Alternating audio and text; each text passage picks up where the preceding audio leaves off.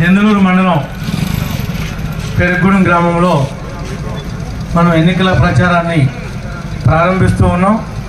2 సార్లు మన ఎమ్మెల్యేగా ఇప్పటికి మీరు పంపించారు. తప్పనిసరిగా ఈసారి కూడా మీరందరూ ఆశీర్వదించి పంపిస్తారనేటువంటి నమ్మకాన్ని నిన్న నామినేషన్లోనే మీరందరూ కూడా రుజువు చేశారు. దానిలో ఏ రకమైన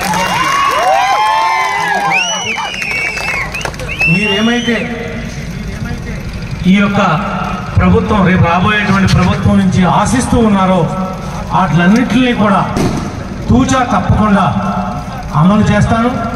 గతంలో నా తాలూకా జరిగినటువంటి చిన్న చిన్న పొరపాట్లు ఏమన్నా ఉంటే కూడా అవన్నీ కూడా సరిదిద్దుకుని మీ అందరితోనే చర్చ జరిపి వాటిని ముందుకు తీసుకెళ్తాను. ఈ ప్రధానమైన రహదారిని వెడల్పు చేసింది నేనే, దీన్ని ఆధునీకరించింది నేనే. నేను ఎక్కడి దాకా అయితే వదిలిపెట్టేలానో ఆ రోడ్లు ఇప్పుడు కూడా అట్లా సింగిల్ రోడ్లు లాగానే మిగిలిపోయినాయి తప్ప వాళ్ళు వచ్చి ఎక్కడ కాస్తంత కూడా వెడల్పు చేయలే. ఈరోజు మరి గోవిందవరగూడెం అన్ని కిలోమీటర్లు సిమెంట్ రోడ్డు శాంక్షన్ చేశానంటే మన ప్రభుత్వంలో నేను శాంక్షన్ చేసి నేను టెండర్ పిలిచా. ఇవాళ కూడా ఆ రోడ్డు పూర్తి చేయలే.